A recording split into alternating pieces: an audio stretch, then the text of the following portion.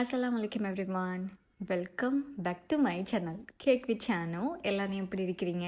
அல்ஹம்துலில்லாஹ் நானும் நல்லா இருக்கிறேன். இந்த வீடியோவில் 4 விதமான பாப்கார்ன் ரெசிபி தான் பார்க்க போகிறோம். ஸ்ரீலங்காவில் ஹட்டனில் இருக்கிற நம்மளோட சப்ஸ்கிரைபர் ஒருத்தர் அவங்களோட ரெஸ்டாரண்ட்டில் நம்மளோட ரெசிபிஸ் வந்து நிறையவே செஞ்சு சேல் பண்ணுறதா என்கிட்ட சொல்லியிருந்தாங்க. அங்கே வந்து நிறையவே ஃப்ளேவர்ஸில் அவங்க வந்து பாப்கார்ன் செஞ்சு சேல் பண்ணுறதாகவும் சொல்லியிருந்தாங்க. அந்த ஐடியா எனக்கும் பிடிச்சிருந்துச்சு. நம்மளோட மற்ற சப்ஸ்கிரைபருக்கும் இது வந்து யூஸ்ஃபுல்லாக இருக்கணும் அப்படின்றதுக்காகவே நான் வந்து 4 டிஃப்ரெண்ட்டான ஃப்ளேவர்ஸில் இந்த பாப்கார்னை வந்து எப்படி நம்ம சேல் பண்ணலாம் அப்படின்றதுக்கு ஏற்ற மாதிரி ரெசிபியாக ஷேர் பண்ணியிருக்கிறேன். இது என்னோடய ஸ்டைலில் நான் செஞ்சுருக்க 4 வெரைட்டியான நல்ல டேஸ்டியான பாப்கார்ன் ரெசிபி. முதலாவதாக என்னோடய all time favourite caramel popcorn தான் ரெடி பண்ண போகிறேன். அதுக்கு ஒரு பேனில் 2 டேபிள் ஸ்பூன் அளவுக்கு ஆயில் சேர்த்துருக்கிறேன். இதில் 1/4 கப் அளவுக்கு நம்ம வந்து பாப்கார்ன் சேர்த்துக்கொள்ளலாம். பாப்கார்ன் வந்து கடையில் நமக்கு இந்த மாதிரி சோளம் வந்து கொடுக்குறாங்களே, இது வந்து ஃப்ரை பண்ணுறதுக்கு ஏற்ற மாதிரி பாப்கார்ன் இது வாங்கிக்கோங்க. இதை வந்து இந்த மாதிரி சேர்த்துட்டு நல்லாவே கொஞ்சம் மிக்ஸ் பண்ணிவிட்டு எண்ணெய் சூடானதுக்கு பிறகு ஒரு பாப்அப் சவுண்ட் வரும். அந்த மாதிரி வந்ததுக்கு பிறகு நம்ம க்ளோஸ் பண்ணி வச்சுட்டோம்னாலே போதும். எல்லாமே நல்லா பொரிஞ்சு அழகாக வந்துடும். பாப்கார்ன் பொரியும் போது நல்ல ஒரு சவுண்ட் வரும் இல்லையா, அந்த சவுண்ட் எல்லாமே அடங்கினதும் நம்ம வந்து மூடியை திறந்துடலாம். இந்த மாதிரி பாப்கார்ன் வந்து நல்ல ஃபுல்லாக நல்ல பூ மாதிரி வந்திருக்கணும். இப்படி இருந்தால் தான் சாப்பிட்றதுக்கு நல்ல டேஸ்ட்டாக இருக்கும். இப்போ இந்த பாப்கார்னுக்கு வந்து நம்ம கேரமல் ஃப்ளேவர் கொடுக்க போகிறோம். அதுக்கு ஒரு பேனில் நான் வந்து 1/2 கப் அளவுக்கு சீனி சேர்த்துக்கொள்கிறேன். நான் இதில் ப்ரௌன் சுகர் தான் எடுத்திருக்கிறேன். நீங்கள் ப்ரௌன் சுகர் எடுக்கணும் அப்படின்றது இல்லை. இப்போ சுகர் வந்து சேர்த்துட்டு இது வந்து நல்லா கேரமல் ஆகி வரணும். சீனி வந்து மொத்தமாக நல்லா கரைஞ்சி வரணும். கேரமல் செய்யும் போது எப்போயுமே மீடியம் டு லோ ஃப்ளேமில் வச்சுக்கோங்க. அப்போ தான் அந்த கலர் வந்து நமக்கு கரெக்டாக கிடைக்கும். இந்த மாதிரி நல்ல மெல்ட் ஆகி ஒரு கோல்டன் கலர் வர ஸ்டார்ட் ஆனதும் நம்ம வந்து ஸ்பூன் வச்சு நல்லாவே மிக்ஸ் பண்ணி விடலாம். இந்த ஸ்டேஜில் நம்ம வந்து பட்டர் சேர்க்க போகிறோம். பட்டர் சேர்க்கும் போது நீங்கள் வந்து சீனி எல்லாம் மொத்தமாக நல்லா கரைஞ்சிட்டா அப்படின்றத பாருங்கள். சீனி நல்லா கரைஞ்சதுக்கு பிறகு நம்ம வந்து 1 டேபிள் ஸ்பூன் அளவுக்கு இந்த மாதிரி பட்டர் சேர்த்துக்கொள்ளலாம். நான் வந்து சால்டட் பட்டர் தான் ஆட் பண்ணியிருக்கேன். அதனால் இதில் சால்ட் வந்து சேர்க்கலை. நீங்கள் அன்சால்டட் பட்டர் எடுக்கிறீங்க அப்படின்னு சொன்னால் இதில் வந்து ஒரு 1/4 டீஸ்பூன் அளவுக்கு உப்பு சேர்த்துக்கோங்க. இப்போ பட்டரை சேர்த்துட்டு நல்லாவே அதை கரையிற அளவுக்கு மிக்ஸ் பண்ணி எடுத்துக்கொள்ளலாம். இது கரைய ஆரம்பிக்கும் போது பார்த்தீங்கன்னா இது வந்து கிட்டத்தட்ட ஒரு கேரமல் சோஸ் மாதிரி நமக்கு ரெடி ஆகும். கொஞ்சம் திக்கான பதத்துக்கு வரும். நீங்கள் ஹை ஃப்ளேமில் வச்சு பண்ணினீங்க அப்படின்னு சொன்னால் பட்டர் கரையிறதுக்கல்ல சீனி வந்து கருப்பாகிடும். அதனால் மீடியம் டு லோ ஃப்ளேம்லேயே வச்சு மிக்ஸ் பண்ணிக்கோங்க. சீனி அதிகம் டார்க் ஆகிட்டு அப்படின்னு சொன்னால் இது கசப்பான டேஸ்ட்டுக்கு மாறிடும். இப்போ உங்களுக்கு பார்க்கும்போதே தெரியும் நல்ல திக்காக ஒரு சோஸ் போல் ரெடியாக இருக்குது. அவ்வளவுதான். இதுக்குள்ளே வந்து நம்ம ஃப்ரை பண்ணி வச்சுருக்கிற அந்த பாப்கார்னை சேர்த்துக்கொள்ளலாம். நம்ம ஆரம்பத்தில் வந்து 1/4 கப் அளவுக்கு தான் அந்த பாப்கார்ன் பொரிச்சு எடுத்துருக்கோம் இல்லையா, அது வந்து நான் இப்போ செஞ்சுருக்க இந்த கேரமலுக்கு சரியான அளவில் இருக்கும். கேரமல் ரெடியானதும் நம்ம வந்து ஃப்ளேம் ஆஃப் பண்ணிட்டு தான் இந்த பாப்கார்னை கொஞ்சம் கொஞ்சமாக சேர்த்து மிக்ஸ் பண்ணி எடுத்துக்கொள்ளணும். மிக்ஸ் பண்ணும்போது ஃபாஸ்ட்டாக அதை மிக்ஸ் பண்ணி எடுத்துக்கோங்க. சூடு ஆறிட்டு அப்படின்னா கேரமல் வந்து குயிக்காகவே இறுகி போயிடும்.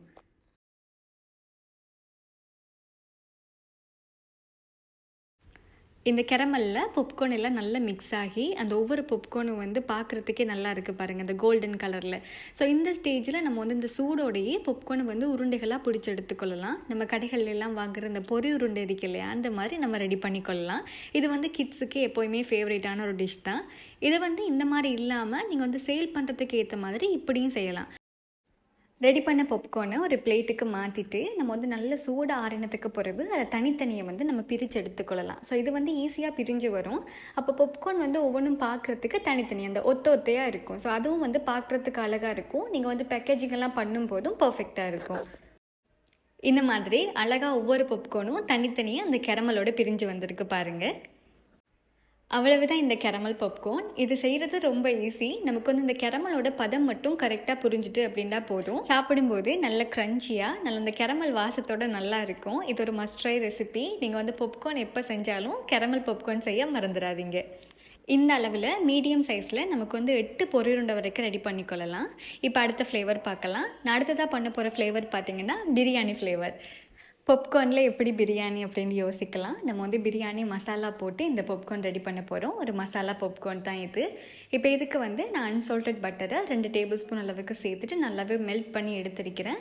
இப்போ இதில் 1 டீஸ்பூன் அளவுக்கு நம்ம வந்து பிரியாணி மசாலா ஆட் பண்ணிக்கொள்ளலாம். நீங்கள் வந்து கடைகளில் இந்த பிரியாணி மசாலா வாங்கலாம். நம்மளோட சேனலில் வந்து ஆல்ரெடி இந்த ரெசிபியும் இருக்குது.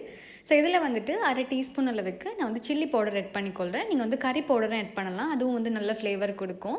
இப்போ இந்த மசாலா ரெண்டையும் சேர்த்துட்டு நல்லா மிக்ஸ் பண்ணிவிட்டு இதில் எக்ஸ்ட்ராவாக ஒரு டேபிள் ஸ்பூன் அளவுக்கு ஆயிலும் சேர்த்துருக்கிறேன். மசாலா பாப்கார்ன் பண்ணும்போது ஆயில் கொஞ்சம் கூடுதலாக இருக்கணும், அப்போ தான் அந்த மசாலா வந்து கரிஞ்சு போகாமல் இருக்கும். இதில் ஜஸ்ட் ஒரு 2 டேபிள் ஸ்பூன் அளவுக்கு மட்டும் பாப்கார்ன் சேர்த்துக்கொள்கிறேன். இது வந்து 2 பேர் சாப்பிட்றதுக்கு ஏற்ற மாதிரி மசாலா பாப்கார்ன். ஸோ இந்த மாதிரி சேர்த்துட்டு நம்ம அந்த ஆயில்லையே கொஞ்சம் நேரம் லேசாக அந்த மாதிரி வறுத்தோம் அப்படின்னா அந்த பாப்அப் சவுண்ட் கேட்க ஸ்டார்ட் பண்ணும், லேசாக அந்த பொரிய ஸ்டார்ட் ஆகும். இந்த ஸ்டேஜில் நம்ம வந்து மூடி விட்டுறணும். ஃப்ளேம் வந்து ஹையில் இருக்கக்கூடாது, மீடியம் டு லோ ஃப்ளேமில் இருக்க மாதிரியே பார்த்துக்கோங்க. நீங்கள் வந்து ஃப்ளேமை ஹையில் வச்சுட்டிங்க அப்படின்னு சொன்னால் நம்ம சேர்த்துருக்க மசாலா வந்து கரிஞ்சு போயிடும். நம்ம இப்போ பட்டரை மிக்ஸ் பண்ணி அதுக்குள்ளே வந்து மசாலாவெல்லாம் சேர்த்தோம் இல்லையா, அந்த ஸ்டேஜில் நீங்கள் வந்து ஃப்ரை பண்ண பாப்கார்ன்ஸ் அதில் சேர்த்துட்டு மிக்ஸ் பண்ணி எடுத்தாலும் இந்த மசாலா பாப்கார்ன் வந்து ரெடி ஆகிடும். இது நீங்கள் சர்வ் பண்ணும்போது மேலால் உப்பு தூளை வந்து லேசாக தூவிக்கோங்க, சாப்பிட்றதுக்கு நல்லா இருக்கும். அந்த பிரியாணி ஃப்ளேவர் வந்து இந்த பாப்கார்னில் நல்லாவே இருக்கும். இப்போ 3வது நம்ம பண்ண போகிற ஃப்ளேவர் பார்த்திங்கன்னா சாக்லேட் ஃப்ளேவர்.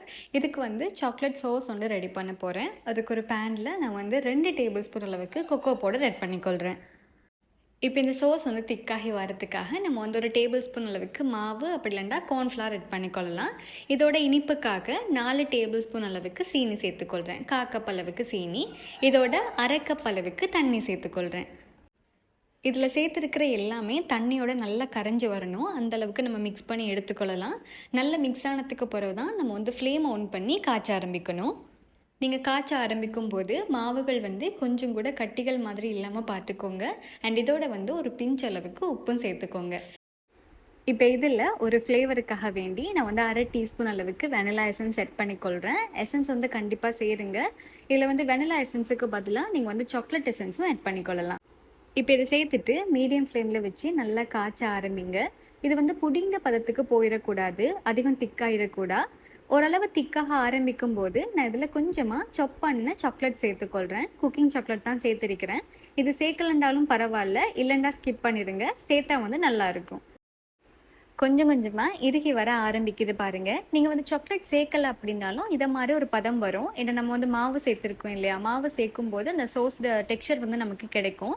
இப்போ இந்த மாதிரி சரியாக அந்த சாக்லேட்டை மெல்ட் பண்ணால் நமக்கு வந்து ஒரு திக்னஸ் கிடைக்கும் இல்லையா, அந்த ஒரு பதம் வந்ததும் நம்ம வந்து ஃப்ளேம் ஆஃப் பண்ணிடலாம். இதுதான் கரெக்டான பதம். நீங்கள் இந்த மாதிரி ஸ்பூனில் எடுத்துட்டு கையால் இப்படி எடுத்தீங்கன்னா போதும். ரெண்டும் வந்து பிரிஞ்ச மாதிரி இருக்கணும், 2 சைடும் வந்து பிரிஞ்ச மாதிரி இருக்கணும், நடுவால் அந்த சேர்ந்து வரக்கூடாது. இந்த மாதிரி வந்ததுக்கு பிறகு சோஸ் வந்து நல்லா சூடாறணும். சூடாறினதுக்கு பிறகு தான் நம்ம வந்து ஃப்ரை பண்ணி வச்சுருக்க பாப்கார்ன் இதில் கொஞ்சம் கொஞ்சமாக சேர்த்து மிக்ஸ் பண்ணி எடுக்கணும். இதுக்கு வந்து நம்ம ஆரம்பத்தில் கேரமல் பாப்கார்ன் பண்ணும்போது 1/4 கப் அளவுக்கு ஃப்ரை பண்ணி எடுத்தேன் இல்லையா, ஸோ அந்த மாதிரி தான் கோன் வந்து 1/4 கப் அளவுக்கு போட்டுட்டு அதை பொரிச்செடுத்து தான் இதில் சேர்த்துருக்கிறேன். அந்த அளவில் தான் நான் எல்லாமே ரெடி பண்ணி காட்டியிருக்கேன். அவ்வளவுதான், நம்மளோட சாக்லேட் பாப்கார்ன் ரெடி ஆகிட்டு. இந்த பாப்கார்னுக்கு வந்து செய்கிற சோஸ் நல்ல சூடாறினத்துக்கு பிறகு தான் நம்ம மிக்ஸ் பண்ணி எடுக்கணும். சூடோட போட்டிங்க அப்படின்னு சொன்னால் இந்த பாப்கார்ன் எல்லாமே நல்லா சுருங்கி போன மாதிரி போயிடும். அதனால் நல்ல சூடாறினத்துக்கு பிறகு இந்த மாதிரி மிக்ஸ் பண்ணி சர்வ் பண்ணுங்கள், ரொம்ப நல்லா இருக்கும். வீட்டில் இருக்கிற கிட்ஸ் எல்லாமே விரும்பி சாப்பிடுவாங்க. பாப்கார்னை ஃப்ரை பண்ணும்போதே நான் வந்து உப்பு சேர்த்துட்டு தான் ஃப்ரை பண்ணியிருந்தேன். ஸோ இதில் வந்து நம்ம எக்ஸ்ட்ராவாக உப்பெல்லாம் எதுவும் சேர்க்க தேவையில்லை. இந்த மாதிரியே செஞ்சு பாருங்கள், நல்ல டேஸ்டியாக இருக்கும். இப்போ 4வதாக நம்ம பண்ண போகிற அந்த பாப்கார்னோட ஃப்ளேவர் பார்த்தீங்கன்னா ஆரஞ்ச் கேண்டி பாப்கார்ன். இதுக்கு ஒரு பேனில் நான் வந்து 1/2 கப் அளவுக்கு சீனி சேர்த்துக்கொள்கிறேன். இதில் நம்ம வந்து 1/4 கப் அளவுக்கு தண்ணி சேர்த்துக்கொள்ளலாம். கரெக்டாக 1/4 கப்புக்கு சேர்த்துக்கோங்க. இப்போ செய்கிற சுகர் சிரப் வந்து நம்ம கொஞ்சமாக தான் செய்கிறோம் அப்படின்றதுனால லோ ஃப்ளேமில் வச்சுட்டு முதல்ல சீனி நல்லா கரைஞ்சதுக்கு பிறகு நான் வந்து எசன்ஸ் செட் பண்ணிக்கொள்கிறேன். இது வந்து எமுல்ஷன் அப்படின்டுவாங்க. எசன்ஸும் கலரிங்கும் ஒரே பொட்டிலில் வரும், சேர்ந்து இருக்கும். இப்போ நம்ம கலரிங்கை தனியே எசன்ஸை தனியே சேர்க்க தேவையில்லை. இதில் வந்து நான் 1/2 டீஸ்பூன் அளவுக்கு சேர்த்துக்கொள்கிறேன், அதிகமாக சேர்க்கல. நீங்கள் இப்போ கலரிங் ஆட் பண்ணுறீங்கன்னா உங்களுக்கு விரும்பின கலரும் விரும்பின ஃப்ளேவரும் வந்து இதில் தனித்தனியாக சேர்த்துக்கோங்க. 1/4 டீஸ்பூன் அளவுக்கு சேர்த்துக்கோங்க. இப்போ இது எல்லாத்தையும் சேர்த்துட்டு நம்ம நல்லாவே மிக்ஸ் பண்ணிக்கொள்ளலாம். சீனி வந்து நல்லா அந்த தண்ணியில் கரைஞ்சி நமக்கு வந்து இந்த சிரப்ட பதம் வந்து நூல் பதத்துக்கு கிடைக்கணும். நான் வந்து ஆரஞ்சில் தான் எமுல்ஷன் எடுத்திருக்கிறேன். இதில் வந்து ஆரஞ்சு கலரோட ஆரஞ்சு ஃப்ளேவரும் இருக்குது. இப்போ இந்த மாதிரி ஒரு நூல் பதம் வந்ததுக்கு பிறகு ஃப்ளேம் ஒன்லேயே இருக்கட்டும். பாப்கார்னை வந்து இதில் சேர்த்துட்டு நல்லாவே மிக்ஸ் பண்ணி விடுங்க. நம்ம மிக்ஸ் பண்ணிகிட்டே இருக்கும்போது பார்த்தீங்கன்னா நம்ம தயிர் வடையெல்லாம் வாங்கும்போது மேலால வந்து சீனி சேர்த்துருப்பாங்க இல்லையா? அந்த சீனி வந்து நல்லா பூத்த மாதிரி இருக்கும். அந்த மாதிரியே தான் இதுவும் வரும். நல்லா மிக்ஸ் பண்ணதுக்கு பிறகு சீனி பூத்து இருக்கும். அந்த கரெக்ட்டா அதில பார்க்கும்போது அந்த மாரி தான் இருக்கும். இது சாப்பிடுறதுக்கு அந்த ஆரஞ்ச் ஃப்ளேவரோட ரொம்ப ரொம்ப நல்லா இருக்கும். இது வந்து ஒரு மஸ்ட் ட்ரை ரெசிபி. கண்டிப்பா நீங்க இத செஞ்சு பாருங்க. ஒவ்வொரு பாப்கார்னும் பார்க்கறதுக்கே நல்ல கலரா இருக்கும். உங்களோட தேவைக்கு ஏத்த மாதிரி கலரிங்க வந்து கூடவோ, குறையவோ நீங்க சேர்த்துக்கொள்ளலாம். எப்பவுமே கிட்ஸுக்கு குடுக்கும்போது கலரிங்க வந்து கொஞ்சம் குறைவாவே சேர்த்துக்கோங்க. அதுதான் நல்லது. அவ்வளவுதான். இதுதான் நம்மளோட ஆரஞ்ச் கேண்டி பாப்கார்ன். நீங்களும் கண்டிப்பா இந்த 4 ரெசிபியும் உங்களோட வீட்ல ட்ரை பண்ணி பார்த்துட்டு, ஃபீட்பேக்க மறக்காம கமெண்ட்ல சொல்லுங்க. எப்பயும் போல இந்த வீடியோவும் உங்க எல்லாருக்குமே யூஸ்ஃபுல்லா இருந்திருக்கும் அப்படி சொல்லிட்டு நம்புறேன். இன்ஷா அல்லாஹ் இத மாதிரி இன்னொரு யூனிக்கான, யூஸ்ஃபுல்லான ரெசிபியோட உங்கள வந்து சந்திக்கிறேன். Until then take care. பாய்.